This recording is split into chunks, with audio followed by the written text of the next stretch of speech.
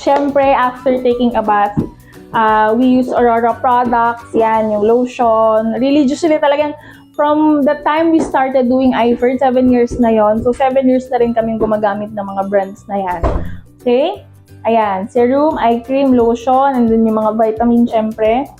And ito yung collection namin na Rolex from iFern. Ayan, all free. Yes, but before I want to share this one. Kasi ito yung isa sa unang feeling ko luxury watch doon. Kasi meron akong techno rin basag-basag na. So, nung nagtatrabaho pa ako, Proud na siya sa sarili niya. Hindi ko yaman ko na noon. Oo, gano'n. Kaya like ko siyang, it's just a simple reminder for me. Parang like ko lang siya nakatago, nandiyan lang siya. Simple reminder na saan ako galing and kung nasan na kami ngayon. Okay, so from a Techno Marine watch, no, kwento ko lang yung mga watches na nakuha na namin. So, our first one was a 7-sided watch. So, sabi namin, ang first Parang kasi para 70,000 na yan noon eh. So, sa normal empleyado, ano to? mahal siya. Hindi namin alam yung 7-sided. So, sa nagkaroon ng Panerai, yan. So, another, ang tanga-tanga ko pa nga nung sabi ko, Sir, paano lagyan ng battery? So, explain niya. Yan, explain ni Sir Tom na automatic siya.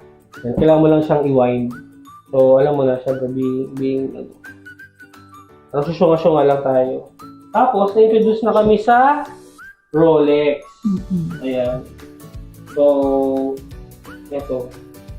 Ito yung ano namin, yung GMT.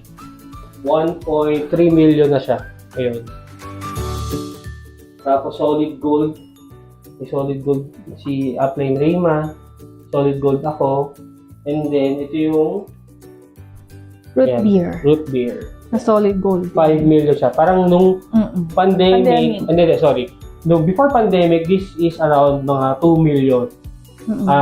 During the pandemic, it was as high as 4.5 to 5 million pesos. So, tumataas talaga yung value ng mga Rolex kaysa mga lupa. So, yun yung kabuuan ng aming second floor.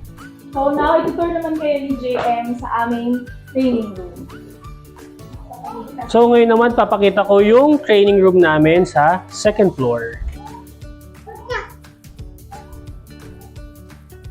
Ayun, so, hindi siya part ng main house. Para siyang, sobrang kwarto. So, kasi dati nakatira dito, nagbabanda-banda. Ayun, so, what we did, para maging, usable yung kwarto, and then, hindi sayang yung space, kinonvert namin siya into a training or seminar area. So we have conducted mga ilang training sessions na dito with the team. Ayan. So malaki siya. And kung napapansin mo yung echo, ayan, conducive talaga siya. Hindi mo na kailangan ng mic. Very minimal lang yung voice mo. Okay, narinig kayo. So dito kami nagko-conduct ng seminars, RBAs, NDOs, special training, dito rin namin magawa. Meron din kaming vision casting, dito namin ginawa. Nagdi-dream board making din kami rito. And pag yung team gustong matulog dito rin namin sila pinag-stay. Baba naman tayo para papakita man natin yung garage. Okay, so nandito tayo ngayon sa garage.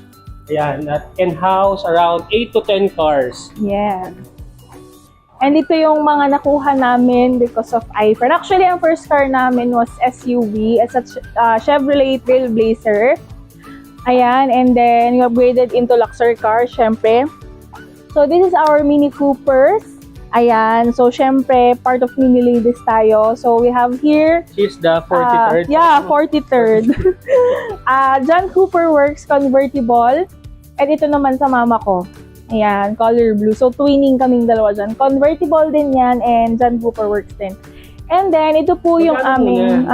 this is 4.4 million pesos each. Diba? So, katumbas na siya ng... Oo. Yes. So, ito naman yung aming first luxury car. Yan.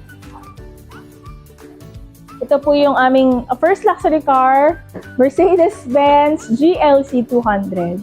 Ayan, I think this is around 4.5 million din. And then we have your sedan naman, it's a C-Class. Oo, so pang medyo executive feels, so ito yung gagamitin natin. 3.7. Oo. Yan. Tapos ito, request ni Megan. Ito. So, pagka family, yan, yung mga family, pasyal-pasyal, ganyan. So, ito yung aming pinaka-family car. Ang Baguio, Patagaytay. Oo, pang Alpha Land. Saka pang Diamond Tour. Oo, di ba? And then, ayan, pag medyo Rugged look. Oo. Pag sports type, no, hindi lang siya pang Sundays. Pag feel mo lang na gusto mong humataw, itong dala mo, that's Challenger.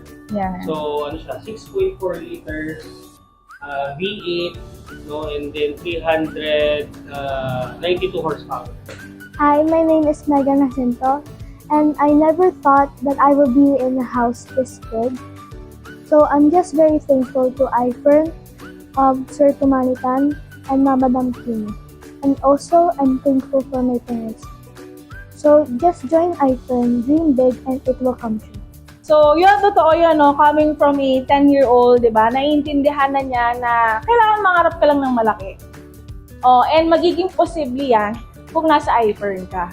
So, 7 years ago, nagdesisyon lang kami na subukan yung ganitong industriya na hindi naman namin gusto talaga. No? Pero ito yung mabilis na pagyaman, ito yung mabilis na pag-asenso. So, kahit ayaw ko yung pagbebenta, ayaw ko yung nag-aalok, ginusto ko na siya kasi dito matutupad yung mga pangarap namin. Yan. So, subukan mo lang, mangarap ka lang, and matutupad yan because of iFern. Ayun, baka kasi may nakaka-relate sa atin. Baka yung problema dati, issue pang tuition fee ng anak, pang araw-araw na gastusin. Ako mismo yung pamasahe, yung pang baon, yung pinagkakasya yung sweldo, yung nakipagsiksikan sa bus, yung pumipila sa MRT, LRT, no, baka nakaka-relate kayo. Kaya tipong sa tingin niyo yun na yung doon na tayo tatanda, no, doon sa buhay na ganon. Is meron pa lang ganitong klaseng industriya na kung bubuksan lang natin yung isipan natin, o tanggapin lang natin na pwede pala magbago yung buhay natin sa ganitong klaseng pagkakataon. I'm very proud of my daughter na sinabi niya. Tsaka nabuksan yung pangarap niya. Nung nasa iFern kami, nakikita mo kagad yung difference ng pagpapalaki mo sa mga anak mo. Kasi si Megan, ang pangarap niya hindi milyon, hindi multi-million, kundi she wants to be a multi-billionaire. Ganun kalaki ang pangarap niya bilang 10 years old. Kaya, kapatid, no, kung member ka na, itodo mo na. Kung hindi naman, try mo lang, subukan mo lang, di ba? Yeah, so kapatid, you are one decision away from a totally different life. So, join iFern! So with that, this is your Presidential Director, J. Jacinto, Mercedes-Benz Boys Club, and Vice President of Jordan and Hypebeast Club. And I'm Rima Diaz Hinto, your 43rd Mini Lady and Sapphire Presidential Director. Thank you, iFern! Thank you for watching! Bye-bye!